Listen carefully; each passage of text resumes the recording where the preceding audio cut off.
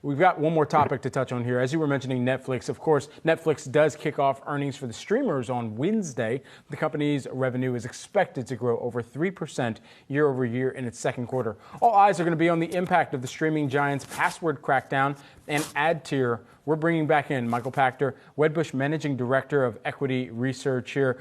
Michael, just run us through some of your expectations. Did they impress this quarter from your estimation?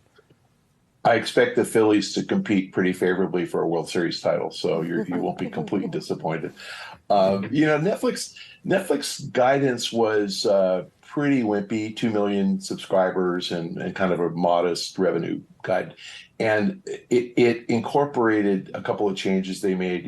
They introduced an ad-supported tier more than a quarter ago, and they started cracking down on password sharing. And none of us really know what the metrics are for either one of those things. We're seeing good third-party data, primarily from Canada, where they've kind of accelerated this stuff, showing that the ad-supported tier is working and that fewer people are quitting. And when they do sign up, they're signing up for more expensive plans. The password sharing is really interesting because, they're giving us an opportunity to buy a second and third subscription instead of just terminating whoever's sharing our password. And they're doing it at a discount. So it's actually pretty cheap. I have two daughters who just graduated from college, both moved back home. But when they move out, I'm going to buy them each a $7.99 subscription. And I'm not sure how that plays on the published metrics. Is it 2 more subscribers or higher ARPU for my household? I suspect the latter. But I think you're going to get a good report next week. I think you're going to see ARPU tick up. And I'm not talking $5. I'm talking 10 or 20 cents. But it'll be a trend. And I think if they don't miss on subscribers, they won't.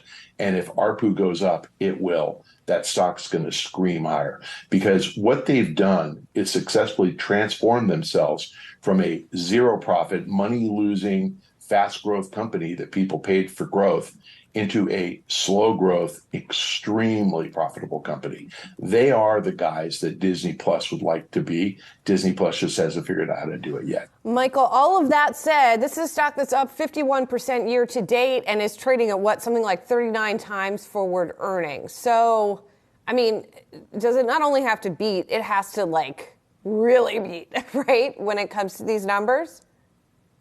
If you think that the average subscriber in the West is paying $180 a year and the average subscriber globally is paying over 100, it's not that hard for them to add 10 million subs and add $1 billion in revenue. Their incremental cost is the technology cost to deliver the stream. That's it. So maybe 20% of that.